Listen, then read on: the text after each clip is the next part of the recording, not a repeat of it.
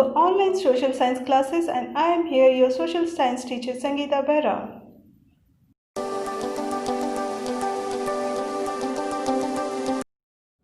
Hello students, today we are going to start our social science online classes again with the geography subject for class 10th and the chapter number 1, resources and development.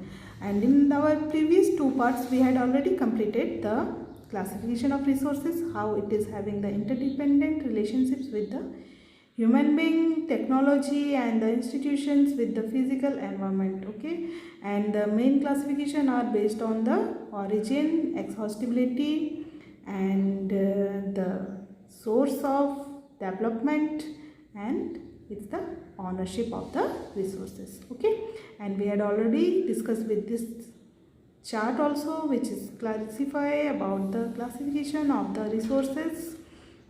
Hope you people have remembered all these things, and according to that we had also covered up the regional planning in India, how we are doing the regional planning. We had known about the Agenda 21 and also the Earth Summit. Okay, so today we will start from the portion of conservation of resources. Okay, as resources are very vital for any development in the particular area. So what problems we are going to face if we don't do the conservation of resources?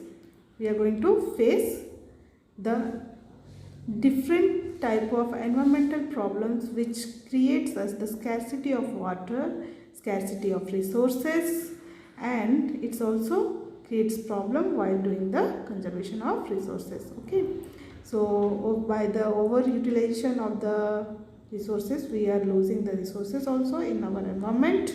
So for that, what people used to do, let's have a look on that also. Okay, so as we had already discussed about the Rio de Janeiro, Brazil's Earth Summit, which is contributed their focus on the sustainable development, which we are already discussed in our previous part.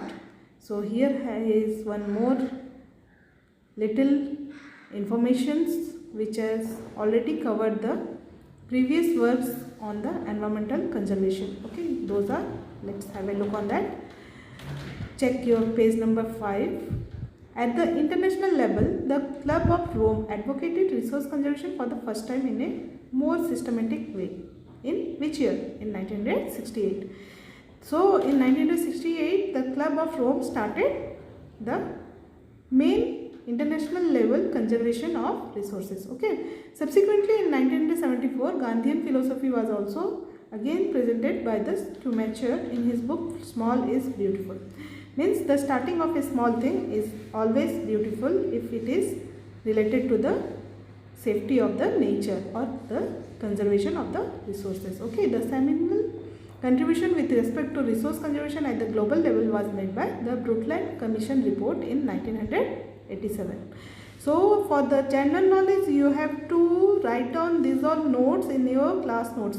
So please students, write down these all things so that you can easily remember the things if it is comes in the MCQ questions. Okay, so this report introduced the concept of sustainable development as we already discussed earlier.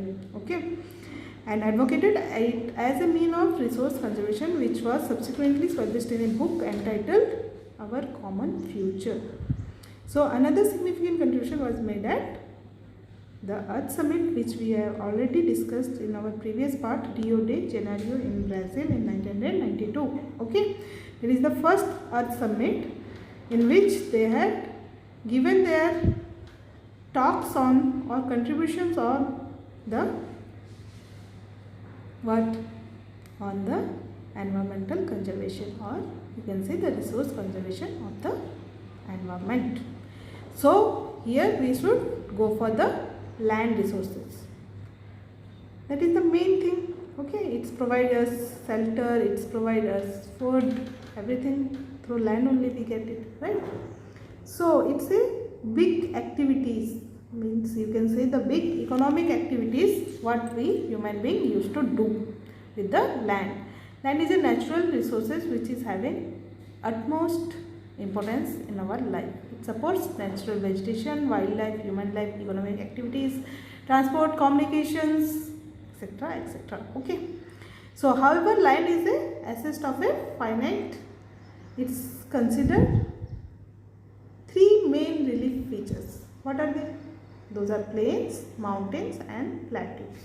So, in India, according to your figure given in your book, figure number 1.3 in the page number 5, nearly 43% of land is covered by the plains area, in which we used to do the all human activities, okay, such as what? Such as building settlements, such as the agriculture things, okay, and 30% of land is covered by the mountains areas, okay, and 27% is covered by the plateau areas. So these are the three main relief features which is being covered by the land resources, okay.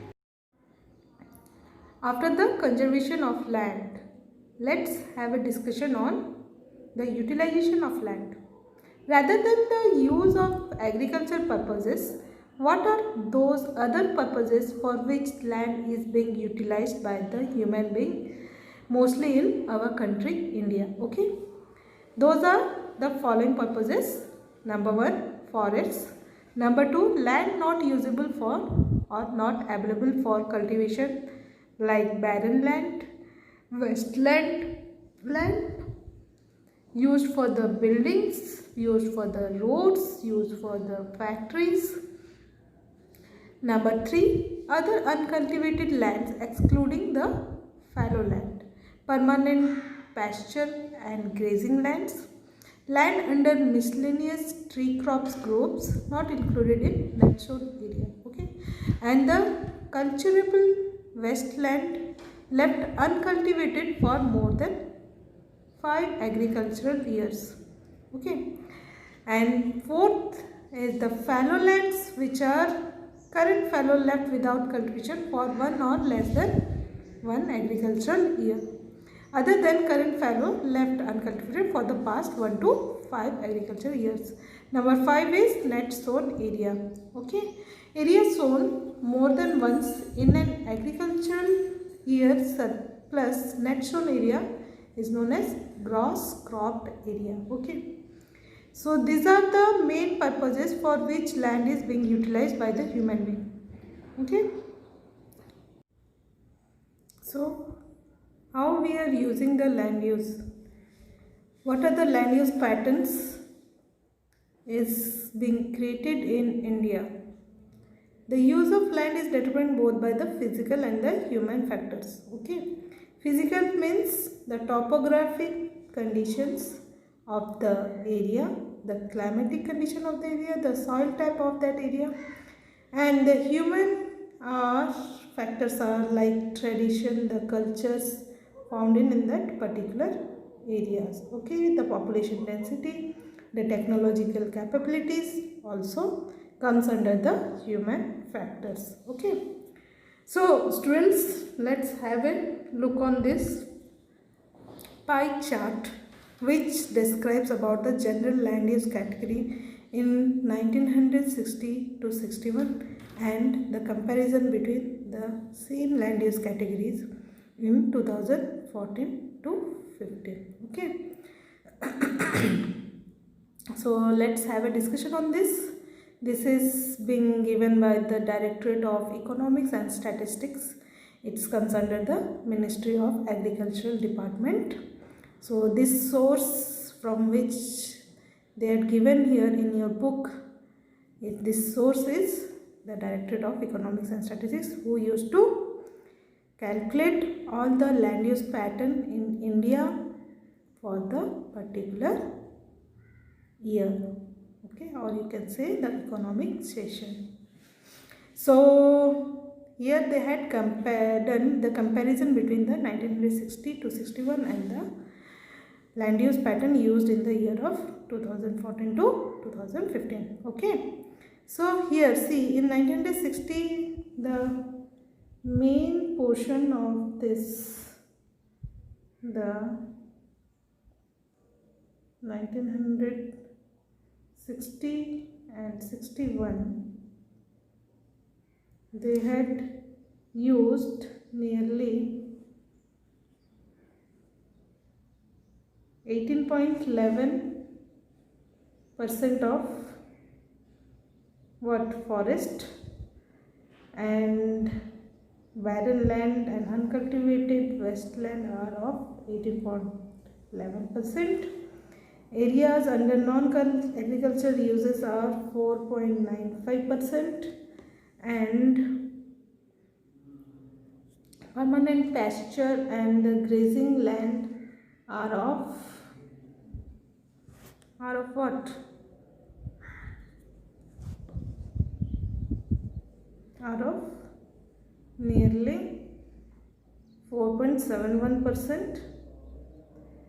Area under miscellaneous tree crop are 1.5%, which is already here in this pie chart. Okay, and rest others, they are included in the use for the buildings, agricultures and other things. Okay, cultivable wastelands, fallow other than current fallow, even the current fallow, and the net sown area. Net sown area, as we have already discussed, those are the gross cropped area. Okay, where mostly in 1 year, in the gap of the 1 year, the farmers used to cultivate for the agriculture purposes. Okay, so here we can have a look that in 1960 to 61 and in 2014 to 15, most of the barren and unculturable wastelands are being converted into forests. Okay, see this portion,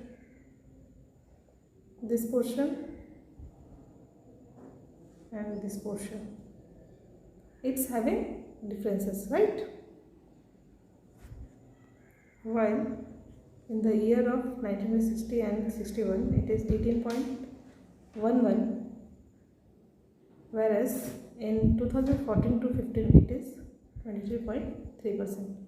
And even the net sown area, which is 46.26% in 1961, it becomes 45.5% in 2014 and 15. Okay, so there is a little bit decrease in the land use of net sown area, and mostly increase of nearby 2 to 3% in forest area. Okay, and even the unculturable area under non-agricultural uses are being also increased in 2014 to 15. Okay, so here we will have a good look how the land use patterns are being used in India in comparison of 2 years of economic year.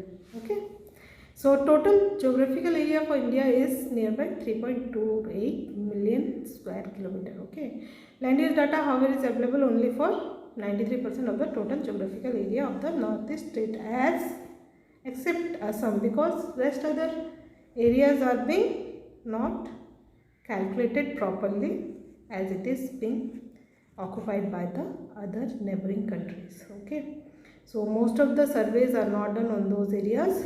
In most of the Jammu Kashmir also, where the Pakistan and China are occupying the places, those areas are also not surveyed by the government of India. Okay, so that's the main problem, where we can able to only know that 93% of total geographical area is only under the land use data. Okay, so as you already discussed, the same activities are given in your book. We discuss about the 2 years of the 1960 to 61 and the 2014 to 15. Okay, So land under the permanent pasture has also decreased, as we have already discussed in this before with the figure. Okay, so this is the completion of this part. So forest area in country is far lower than the desired 33% of the geographical area, as it was outlined in the National Forest Policy 1952. It was considered also essential maintenance of the ecological balance. Okay, so the livelihood of millions of people who live on the fringes of this forest depends on it. So those people, मतलब जो लोग वहाँ पे forest के near by area में रहते हैं, तो मोस्ट ऑफ द उनका लाइवलीहुड फॉरेस्ट की चीज़ों से ही हो जाता है. Okay, a part of the land is termed as wasteland and land put to the other non agriculture uses. Those are wastelands means those are not appropriate for doing the agricultural activities on that land. Those are known as the wasteland, and they are mostly used for the non-agricultural uses like making communication type of things like roads, factories, etc. Okay, wasteland includes rocky, arid and desert areas, and land put to other non-agricultural uses such as settlements, roads, railways, industries, like that we had already discussed in our previous parts. Okay, so here we will conclude with the land use pattern also. So have a look on land degradation and conservation measures. What are the main things we are used to do the conservation process for the land resources, and how the land degradations are happening in the environment. Okay. So we have shared our land with the past generation and will have to do with the future generation too. तो in past generation में हम लोगों ने क्या किया है? Most of the overuse of lands is the leading part of the land degradation, right? So human activities having not only brought about degradation of land but have also aggravated of the patch of natural forces to cause the damage to the land resources. Okay. So, such as deforestation. Let's have a discussion through the portions which are having the human activities and which are mostly responsible for the land degradations. Number 1 is deforestation, number 2 is overgrazing, and number 3 is the mining and quarrying. Okay, in most of the mining areas it also leads to the land degradation for the land resources. Okay. So most of the part of the mining sites are abandoned after the excavation works is complete, leaving deep scars and traces in of the overburdening of that area. So in most of the states which are having the most mineral rich states like Jharkhand, Chhattisgarh, Madhya Pradesh, Odisha are mostly comes under this land degradation portions, as the most of the mining and quarrying parts are being done in those areas. So deforestation is also a part of human activity which also cause the land degradation in most of the areas. Okay, and states like Gujarat, Rajasthan, Madhya Pradesh, Maharashtra are the main reason for the land degradation through the overgrazing activities happens in that area. Okay, so and also over irrigation in the part of the state Punjab, Haryana and Uttar Pradesh. This also leading to increase in salinity and alkalinity in the soils. The mineral processing like grinding of limestone for the cement industries and calcite and soapstone for the ceramic industry also leads to the land degradation and creation of high quantity of dust in the atmosphere. Okay, so the environment pollution is also happening due to the land degradation happening in those areas. Okay, it retards the process of